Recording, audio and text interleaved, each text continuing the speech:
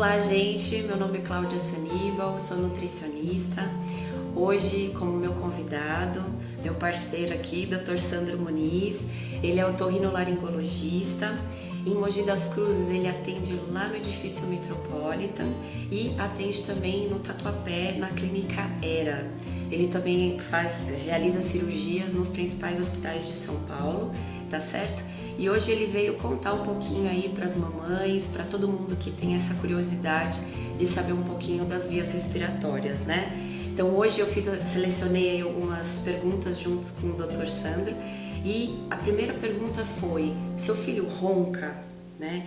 Se você é a mamãe aí que vê seu filho dormir mal, o Dr. Sandro vai explicar aqui um pouquinho se a gente precisa se preocupar com essa ronquidão. Então, doutor, por favor. Sim, obrigado pela oportunidade, Cláudia. Espero ter a oportunidade também de receber você lá no nosso consultório para falar muito sobre nutrição, que a gente se interessa muito e as pessoas se interessam muito sobre esse assunto. Bom, o ronco na criança é um assunto que eu gosto muito de tratar, porque eu acho que dentro da otorrinolaringologia é uma das coisas que pode ter mais influência sobre a vida de uma criança, é fazer com que essa criança pare de roncar. Porque enquanto essa criança está roncando, quer dizer que tem alguma coisa errada com a respiração dela. Uma respiração natural, ela deve ser fluida, sem som, sem vibrações sonoras. O ronco nada mais é do que a vibração das paredes da laringe, da faringe e principalmente da úvula, né? Porque a criança provavelmente está respirando pela boca, o que não é natural. Respirar pela boca não traz o benefício que você tem quando você respira pelo nariz. O nariz ele tem uma função, que é filtrar o ar, que é aquecer o ar e umidificar o ar para que ele chegue em vias, para que ele chegue até o pulmão de uma maneira correta, para que possa haver as trocas gasosas de uma maneira perfeita. Quando você respira pela boca, o ar não é aquecido, não é filtrado e não é umidificado como ele é quando acontece no nariz. Então ele chega no pulmão de uma maneira errada e de quebra ele ainda resseca a mucosa oral, facilita com que a criança tenha mais inflamações de garganta, por exemplo, porque aquela mucosa da garganta vai ficar seca durante toda a noite. Então, é uma maneira não natural de se respirar e não deve ser encarado como uma coisa natural.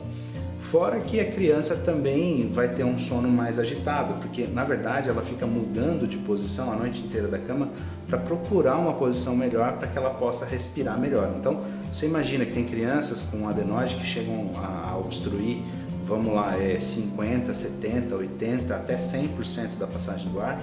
E é como se fosse uma noite meio asfixiado, né? Você está a noite inteira buscando ar. Então isso, além de não ser natural, para quem está do lado, para a mãe que está do lado, que às vezes chega a ver a criança parar por completo de respirar durante alguns segundos, que é a famosa apneia do sono, é bastante angustiante. Você tem que ficar mudando o seu filho de posição e a própria mãe também, né? Que vida é essa, né, gente? Ficar acordando a noite inteira para ver se o filho está respirando bem ou não, isso é muito chato. Então, tem uma série de coisas envolvidas com a respiração que a gente vai considerar aqui e acho que para algumas perguntas mais para frente a gente vai se aprofundar mais.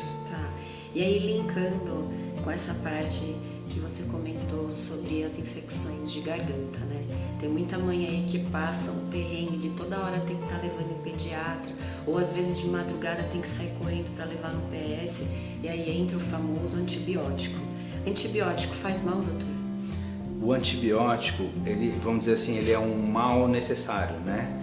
Então, não que eu seja contra o antibiótico, porque você muitas vezes vai precisar dele, principalmente quando você tem uma infecção com febre.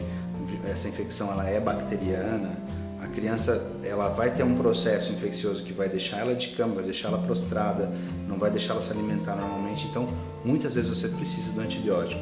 Mas é aquilo que eu falei, é um mal necessário, porque ele vai mexer com a microbiota intestinal. Hoje em dia menos, mas antigamente tinha mais antibióticos que mexiam inclusive com a coloração dos dentes, né? Muitas mães vêm perguntar: doutor, não vai fazer mal para os dentes? Em alguns tipos de antibióticos, principalmente os mais antigos, sim, isso pode acontecer. E mexer com a flora intestinal, você, Cláudia, melhor que ninguém, sabe o quanto isso pode afetar o desenvolvimento de uma criança. Então, tudo que a gente faz na otorrino, os tratamentos que a gente faz, às vezes até as cirurgias, é para no final das contas usar menos antibiótico. Sim. A gente usa, muitas vezes sim, mas a gente usa já pensando no próximo passo para não voltar a usar de novo.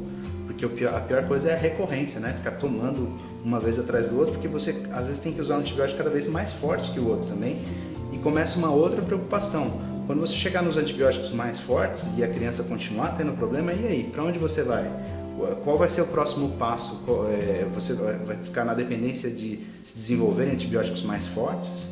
Então, para que caminho a gente está indo, vamos dizer assim, de uma maneira mais ampla e populacional? A gente começa a selecionar bactérias e criar as famosas superbactérias, que são aquelas bactérias resistentes. Então, o antibiótico tem toda uma problemática, tem que ser usado com muito critério. Há um tempo atrás os antibióticos eram vendidos sem prescrição médica, hoje em dia foi feita essa regra, principalmente porque as pessoas estavam abusando do antibiótico, e realmente ele tem que ser usado com muita parcimônia. Tá. E aí, linkando, gente, com isso que o doutor comentou, então realmente, quanto mais a gente puder evitar, por isso que é importante sempre passar também com o otorrino, porque quando a gente realmente usa muito, né, faz uso de muitos antibióticos, o que acarreta? Também a famosa desbiose intestinal. Então, eu fiz até um texto, né, eu publiquei no meu Instagram sobre a desbiose intestinal. Então, é um acometimento, tá, da flora do intestino, onde você vai promover a desintegridade do intestino.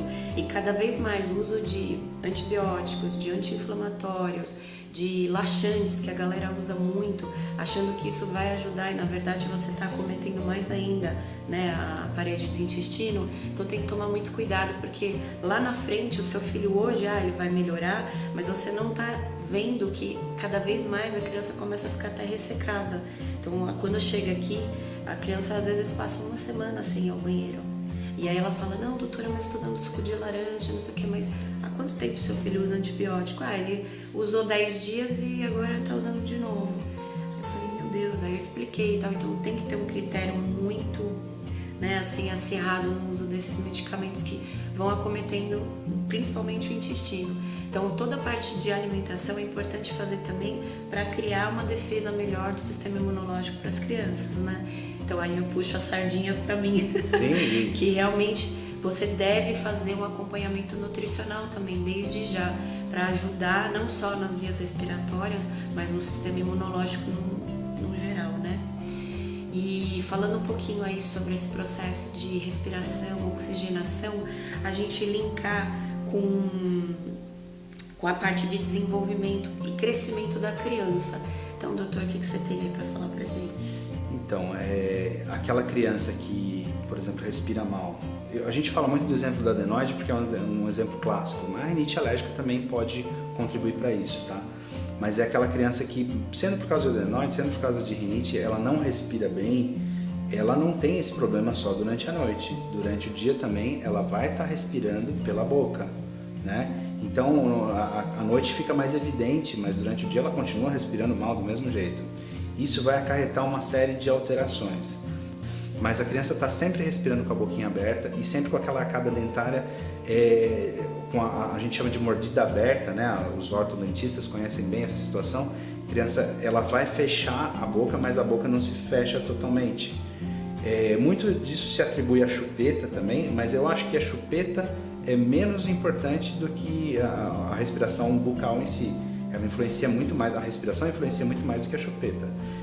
E faz com que a criança sempre esteja com aquela boquinha aberta, a cada dentária alterada, e é difícil você depois, o dentista, o ortodontista, depois conseguir corrigir isso, porque é uma alteração crânio-facial, né, de óssea, e que você às vezes demora anos de uso de aparelho para tentar corrigir isso, e às vezes você chega na idade adulta e não tem o que resolva, porque você vai fazer um remendo, você não vai estar resolvendo na hora certa, que é a hora que a criança está se desenvolvendo.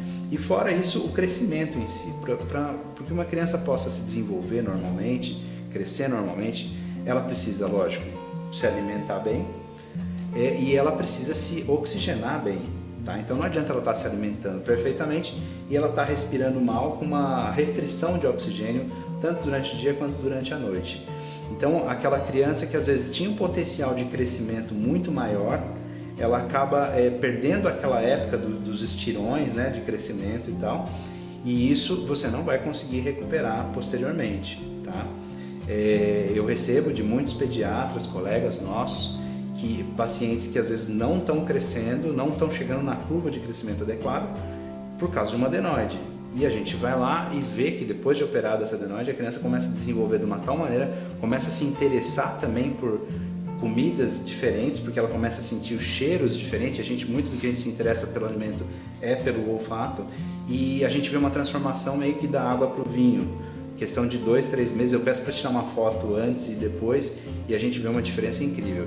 E isso enche de alegria o otorrino, né? A gente se sente assim, valeu a pena fazer medicina por causa disso. Por isso que eu digo que é muito gratificante essa transformação que a gente tem nas crianças, que vai ficar pro resto da vida.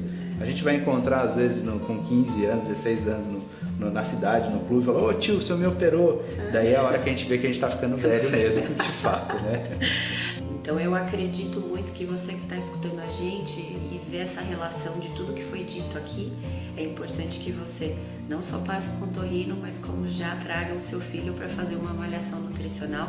E o acompanhamento nutricional, gente, ele deve se iniciar nessa fase, né? Porque é aí que você começa a desenvolver, desencadear os hábitos alimentares, os bons hábitos alimentares desde cedo, para que não tenha um acometimento no sistema imunológico, na flora do intestino, né? Sim, sim. Então, gente, gostaria muito que vocês mandassem para mim nos directs aí do Instagram perguntas que vocês teriam curiosidade, não só para o Dr. Sandro, né? Mas curiosidades no geral. Gostaria muito que vocês dessem um like aí no nosso vídeo, tá certo? E para quem gostaria de passar com o Dr. Sandro, fazer uma avaliação, a gente vai deixar aqui embaixo no vídeo o endereço de onde o Dr. Sandro atende, tanto em Mogi quanto no Tatuapé, em São Paulo, tá certo?